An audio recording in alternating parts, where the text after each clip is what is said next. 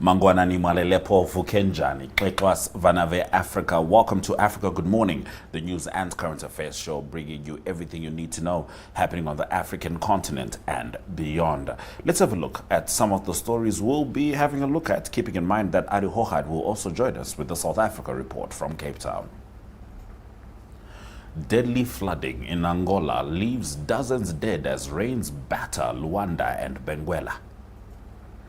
Oil slides under $100 as Trump announces temporary ceasefire with Iran. Madagascar declares nationwide emergency amid fuel shortages. Cyril Ramaphosa of South Africa receives U.S. ambassador credentials as diplomatic tensions persist.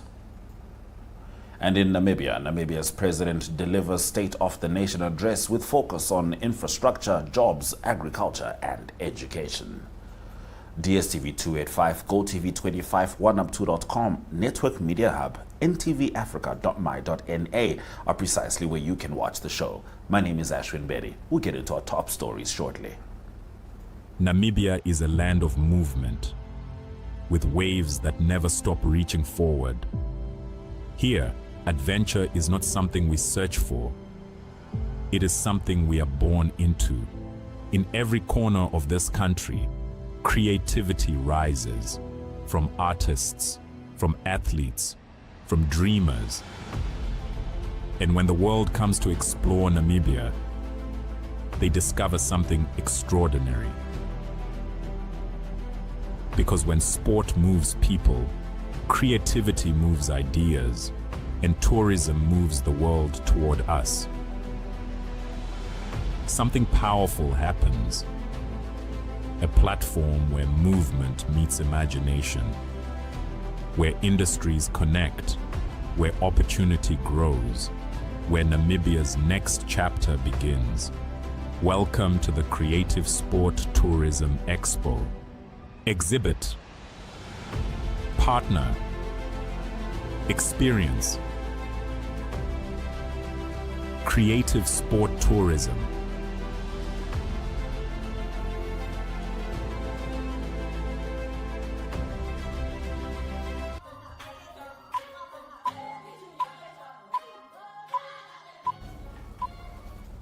Getting into our top stories. Dozens of people have lost their lives after heavy rains triggered severe flooding across Angola, with the capital Luanda and other regions heavily affected. Emergency services reported around 39 deaths in Luanda and Benguela, while more than 51,000 people have been impacted. The floods caused widespread destruction, damaging thousands of homes and critical infrastructure, including roads and bridges, while trees and electric poles were knocked down. A bridge pillar collapse on the Halo River disrupted traffic between Benguela and Huambo provinces. President João Lourenço mourned the victims, describing the situation as a race against the clock to rescue survivors and provide medical assistance. Now, authorities said 26 people died and 4 remain missing in Benguela, while Luanda recorded 13 deaths and 5 missing individuals. Local media reported 6 additional deaths in Kwanza Sul and Malanje provinces. Earlier updates indicated 15 deaths and mass displacement as well. The presidency stated homes were flooded or collapsed, roads cut off, and water systems damaged. The government pledged support through state agencies mobilized to respond. Now, yesterday, we touched on a development with regards to the ceasefire between the USA and Iran, and this has been the economic result. Oil prices dropped below $100 a barrel after US President Donald Trump said a 2-week ceasefire had been agreed with Iran, linked to reopening the Strait of Hormuz. Brent crude fell 17.47 to $91.80 US dollars, while WTI dropped $20.33 to 92.62, with European diesel prices also declining. The announcement followed a deadline warning Iran to reopen the strait or face attacks on civilian infrastructure. Trump described the agreement as a double-sided ceasefire. Iran said it would halt attacks if strikes against it stopped, and confirmed safe transit through the strait would be allowed for 2 weeks in coordination with its armed forces, according to Foreign Minister Abbas Arakachi. Excuse me. Now, a senior Iranian official said reopening could begin in a limited way ahead of talks in Pakistan. Analysts said oil supplies stranded behind the strait could be gradually released. However, uncertainty remains over whether the truce will lead to a long-term agreement, with markets continuing to reflect geopolitical risk tied to the Strait of Hormuz. There is a troubling factor with regards to this, because we do understand that this is by and large a proxy war. The USA essentially acting on behalf of Israel. Now, Israel's Prime Minister Benjamin Netanyahu, elected 6 times by the way, did say yesterday that he does not respect the ceasefire deal that Donald Trump has signed with Iran, and he feels like the war should continue at his behest. We do know that parts of Lebanon were also bombed just last night by the Israel Defense Forces. So with regards to how much the ceasefire will actually hold, we'll be keeping an eye on that. And you can see that the markets aren't quite budging yet. Yes, the initial announcement is going to give some significant change. However, when cooler heads prevail, folks realize that for the most part, uncertainty is still the order of the day. Now, we move over. Madagascar has declared a 2-week nationwide state of energy emergency as severe fuel shortages emerge following the US and Israel's war in Iran. The presidency said the move followed a cabinet meeting amid fears the situation could trigger public disorder. The country relies heavily on imported oil from the Middle East for electricity generation, and supplies are expected to be disrupted despite the announced ceasefire. Authorities said they now have powers to stabilize the power sector, manage consumption, and ensure continuity of public services, although specific measures were not outlined. Reports indicate panic buying at petrol stations, with some outlets rationing fuel and drivers queuing for hours, even as prices have not increased. Most of Madagascar's oil comes from Oman, south of the Strait of Hormuz. The conflict has pushed oil prices higher, and analysts say supply disruptions could take months or years to repair. Other African countries have also responded with measures including travel suspensions, tax changes, and fuel levy adjustments to manage the crisis.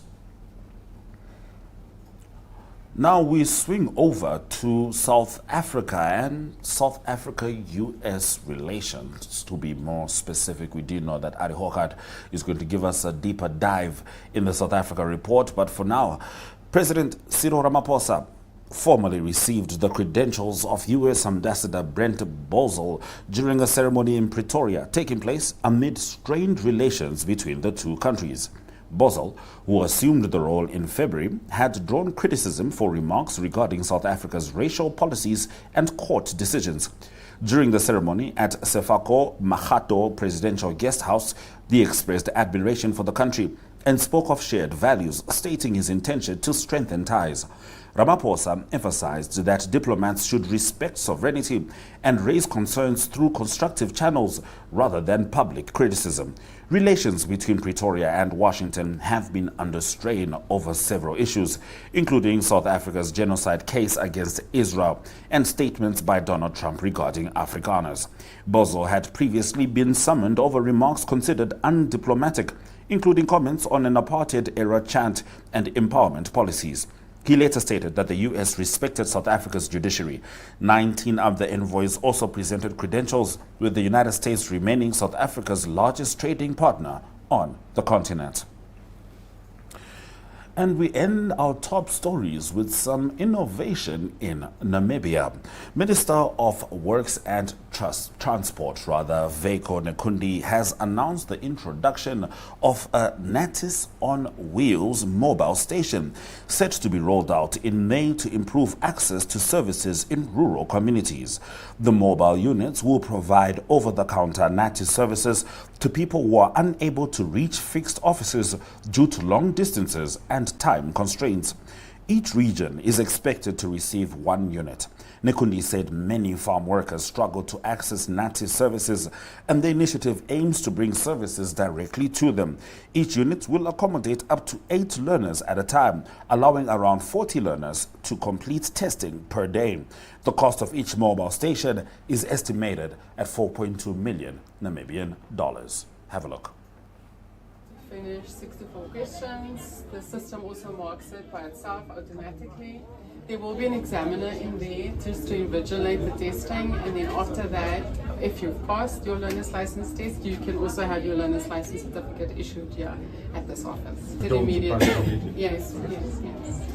So explain. Happens, and we're able to integrate with Home Affairs. We can do with the fingerprint scanner. Maybe the aim why we are doing that as well is obviously to curb corruption and people writing tests on behalf of each other. Our computerized learner's license testing facility here, these are all HP machines. We can accommodate about 8 students at a time. So if we do about 5 sessions per day, 8 times 5, we can do about 40 learners per day. And we feel that that is a massive improvement in our efficiency. So obviously this truck will also be used not just to decentralize learner's license testing, but also to decongest the current offices that are extremely busy. System here is to measure the person who's writing the test, your fingerprint, you are the one here. And here to continuously monitor you that indeed the face is sitting in this chair, it is you, so that you do not lock on and then you disappear. So your face and your fingerprint will constantly be monitored. Eliminate corruption, somebody writing on your behalf. The camera to check your face continuously until you are done is a fingerprint to link on. So your fingerprint and your face are interrelated. The moment if it's 4.2 million. So times then 14 to give you the indication. It's around 50 million somewhere.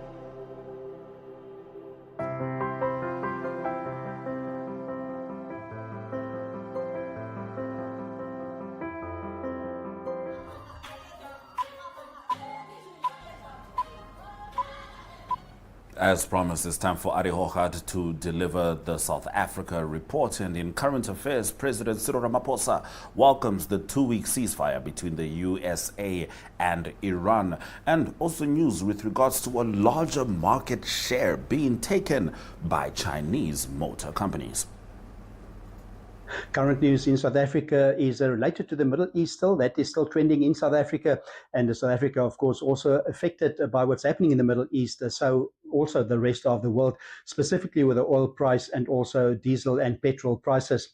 President Cyril Ramaphosa, he said he welcomed the 2-week ceasefire that was announced in the Middle East between the United States, also Israel and Iran. And he calls for dialogue and also mediation, that is between the 3 parties, and also respect for international law. So South Africa goes back to 1979 with the relationship of Iran. It's an ally of South Africa, and it's a strategic and historic partnership. And it is also aligned, Iran and South Africa are also aligned in the BRICS framework, and that is economically. So what happened the past few days is also that the oil price that went down under the $100 per barrel, and that is after the ceasefire. And also it is the rand that strengthened against the US dollar. And so on Wednesday trading, late Wednesday trading, it was 16 rand and 46 cents that you will pay in rand for $1 US. Also continuing with current news in South Africa, it's related to automotives. It is new car sales, and it is Chinese car dealerships or car manufacturers that's still expanding 9 times to the pace of the overall market of 2025. So it's a big increase, and it's specifically the Chery and the Val brands that's collectively 17% of the passenger market, and it was just 3% of the passenger market in 2025. So it's also compared to low prices, compatible. It is 15 to 20% lower than competitors compared to Volkswagen, Toyota, and also Nissan. And the new market sales in South Africa, quite a few units that is sold annually in 2025. There were 422,000 new vehicles sold in South Africa, and 80,000 of them were Chinese manufactured, and it was just 9,000 in 2019 that was Chinese manufactured. So it's a big rise in that. Also, there was a car launch that is part of the Chery Group, that is the Omoda vehicle, and it is a new car that was launched. It's the C5 SHS. It's a hybrid model, so it's got the electric motor and also a petrol motor as well, and it is got lots of extras. It's with the Apple CarPlay and also Android Auto, and 7 airbags and a 360-degree cameras also. So it's quite a modern car, but it only retails for 479,000 South African rand. So that gives an indication of how competitive these cars are in the South African market.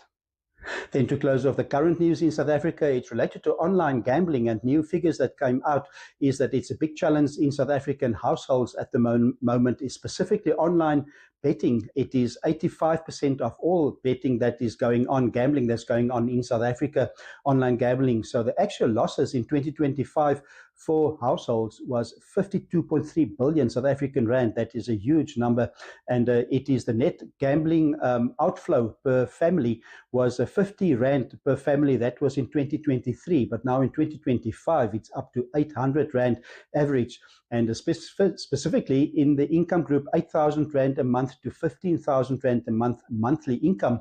It is calculated that 41% of that income is lost to gambling. So it's a big problem in South Africa at the moment. So that is current news in South Africa. All right, and now Arrie will take us into the Masters kicking off, well, teeing off today to be more specific, as well as the PSL fixtures over the weekend. In sports news in South Africa, we're going to go to the golf course, also the PSL, that is soccer league in South Africa. We start off with the golf. It is a big tournament. It's the Masters, one of the highlights of the season, and only 3 South Africans playing in the men's Masters tournament this year at Augusta in Georgia. It is one of them is a previous winner, and that is Charles Schwartzel, and he will be teeing off at 2:26 on Thursday. He will play with Ryan Fox and also Mark Greiseman, and then also it is Ulrich Potgieter, and he will be playing in his second Masters. He will play with Rasmus Niergaard Petersen and also Jose Maria Olazabal from Spain. So nice for Ulrich Potgieter to meet Jose Maria Olazabal at the Masters and play with him. And then also it is Casey Jarvis that won the South African Open in Stellenbosch. He qualified through that win for the Masters, and he will play with Kurt Kutuyama. He's from the United States, and also Christoph Reitman of Norway. And that is the 3 South Africans then playing in the Masters in the 2026. Favorites for the tournament will be number 1 in the world, the Scotty Scheffler, also Bryson DeChambeau, John Rahm, and then also the defending champion, that is Rory McIlroy. So that's the Masters. That's from Thursday to Sunday, and hopefully a South African golfer, one of the 3, will do well in the tournament, and hopefully there's even a win. Going on to PSL soccer in South Africa, so it continues at the moment. It is Mamelodi Sundowns with 56 league points after 23 games. They're leading on the PSL log, and followed by Orlando Pirates on 54, quite close between them. And some of the games that's going to be played over the weekend is on Friday. It's Richards Bay that will play against Orlando Pirates, so important for them. It's a away game for Orlando Pirates. Important to keep the pressure on Mamelodi Sundowns.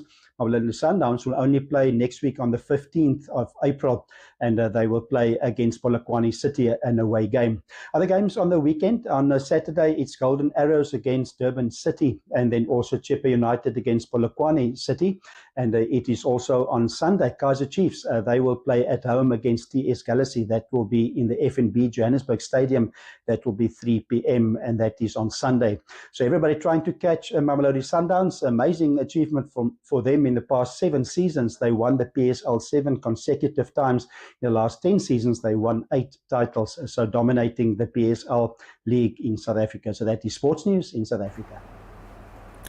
Now, Arrie, tell us about the Fancourt Hotel and Spa, which is on the Garden Route. In entertainment in South Africa, we go to the Fancourt, that is the Hotel and Country Spa. We go there because they've got brilliant golf courses, and that is related to the Masters Golf that's taking place at the moment, or will start on Thursday and through to Sunday. And it is the Fancourt Hotel and Country Club that started in 1989 already, and at the moment rated in the top 10 lifestyle estates in the world. And so they've got 3 brilliant golf courses, actually 4. The 4th one is just a 9-hole course. The 3 that's 18 holes is the Links course at Fancourt, that's rated number 1 in South Africa by Golf Digest. And then there's also the Montetjie and the Outeniqua golf courses with brilliant views on the mountains, always well kept, and there's lots of water and it's very scenic on all of those golf courses. There's also a Links Experience 9-hole golf course as well, and so lots of golf options at Fancourt, and it's on the Garden Route, so it's a great place to go on holiday for visitors from Namibia and tourists alike. And there's quite a few restaurants as well at the Fancourt Hotel and Country Club. And it is, firstly, it's the club lounge. It's closer to the golf clubs. And then there's also La Cantina. It's a taste of Italy. There you can have a nice Italian pizza as well. Then Monet's, it is a French-style restaurant with a great outdoor looks.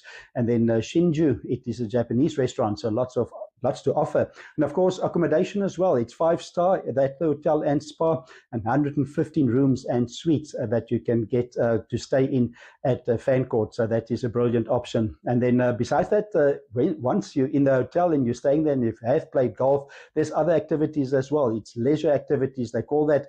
It is in our cinema that you can attend. There's a fully equipped gym as well. There's fishing. You can go for leisurely trails, and there's bowls that you can play, and there's pools to swim in, and multi-courts, tennis courts, and padel as well. So lots to do at Fancourt, one of the elite and premier places to visit for tourists on the Garden Route in the Southern Cape. So that is entertainment news in South Africa.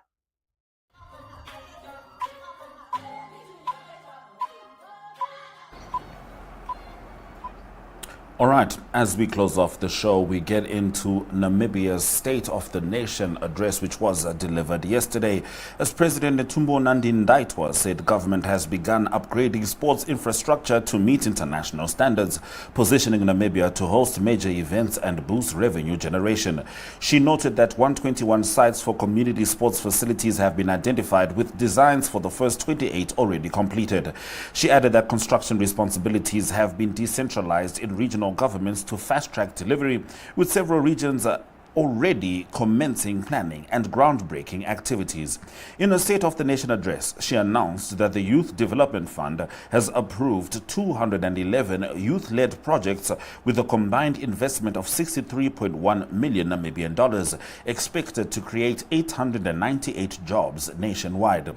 She further stated that 82 micro, small and medium enterprises across all 14 regions have received support through the Equipment Aid Scheme, equally benefiting 42 men and 42 women. Namibia's agriculture sector is showing growth, with exports reaching 2 billion Namibian dollars, table grapes accounting for 62% and tomatoes 14%, while white maize production rose to 69,541 tons, covering 31% of national consumption. She added that livestock supports about 70% of livelihoods, providing over 45,000 jobs in primary production and 12,000 technical roles, with continued government support through subsidized inputs, services and disease control. She also announced that 663 million Namibian dollars has been allocated to support a fully subsidized higher education funding model, covering registration and tuition fees for eligible undergraduate students across public and private institutions, as well as vocational training centers. Thank you for joining us on DSTV 285, GOTV 25, 1up2.com, Network Media Hub, and NTVAFRIKA.MY.NA. Africa Good Morning returns same time, same place tomorrow. Swera Jakaraka.